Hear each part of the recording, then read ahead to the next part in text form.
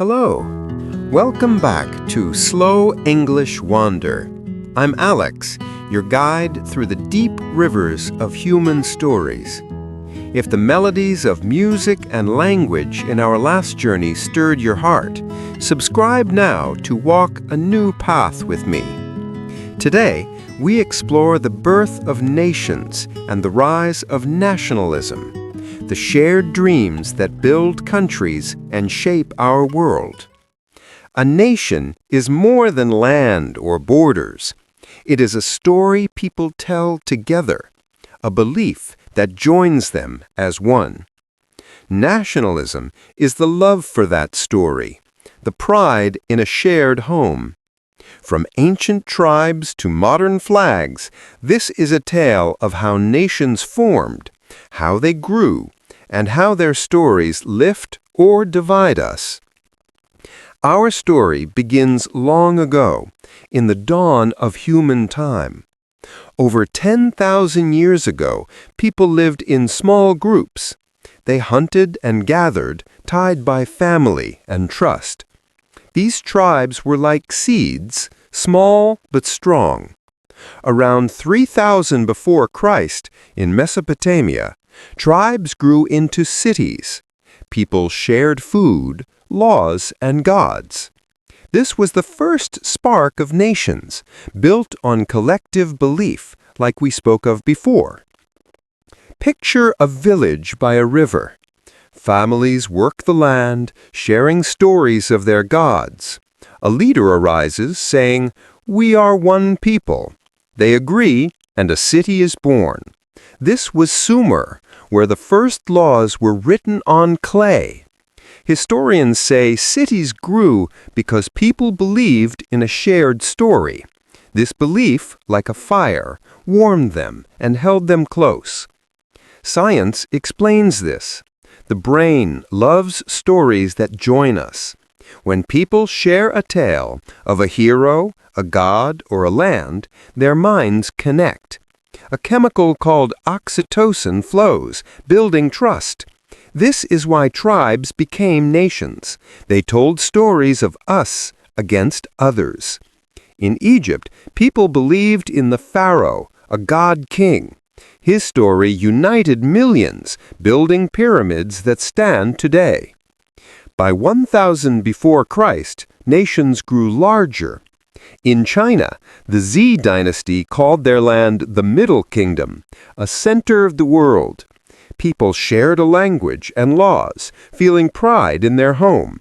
This was nationalism, a love for the nation's story. In Greece, city-states like Athens told tales of freedom and wisdom. Their citizens fought for their city, their hearts tied to its name. History shows how nations formed. Trade, like on the Silk Road, brought people together. But wars and kings shaped borders.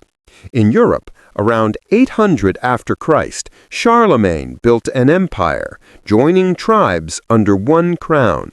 His story of a Christian land gave people pride. By the 1700s, nations like France and England grew strong. People sang songs, waved flags, and called themselves one. This was nationalism's rise, a fire that burned bright. But nationalism has two faces. It unites, like a family around a fire. It also divides, like a wall between homes. In the 1800s, nationalism sparked new nations. Italy and Germany united, their people sharing stories of one language, one land. But it led to fights. Leaders used pride to start wars, saying their nation was better. This echoes our tale of twisted beliefs, where stories can chain us. Culture shapes nations. In Japan, the story of the emperor as a divine son tied people together. In Africa, tribes told tales of ancestors, keeping their identity strong even under empires. Language, from our earlier journeys, gave nations their voice.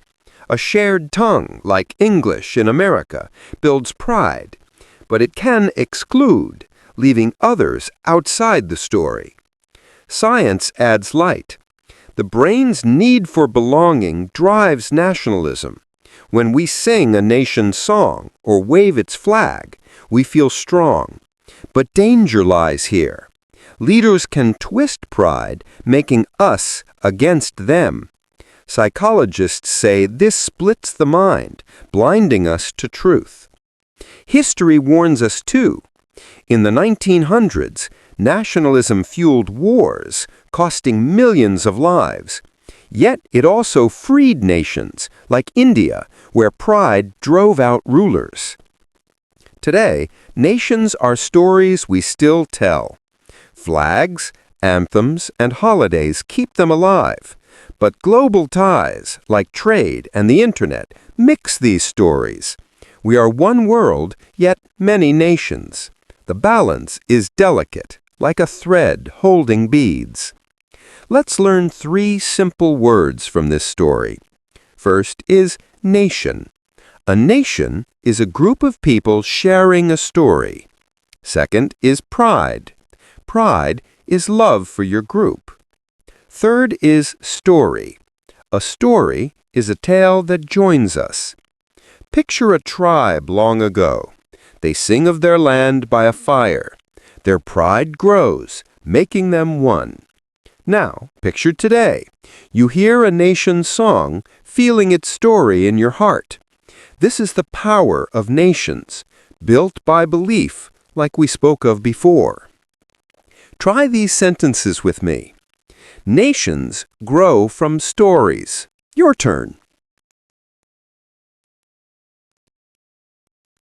Pride joins us together. Try it.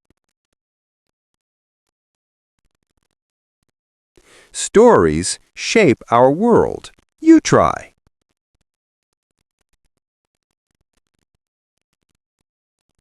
Well done. These words carry the nation's heart. What does this teach us? Nations are born from shared stories, like language or music from our past tales. History shows their growth from tribes to flags. Science reveals the brain's role, craving belonging. Culture gives nations their voice for unity or division. We learn to hold pride gently to avoid its shadows.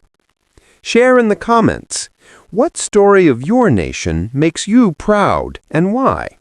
Your tale adds to our fire. Here's a quiet truth. Nations are stories we weave together. They lift us, but we must keep their fire kind.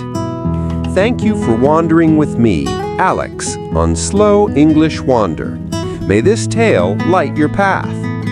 Subscribe now for more stories of our world's heart. Hit the bell for notifications. We release new videos regularly each week. If questions rise, email us at slowenglishwander@gmail.com. Until next time, wanderers, may your stories build bridges.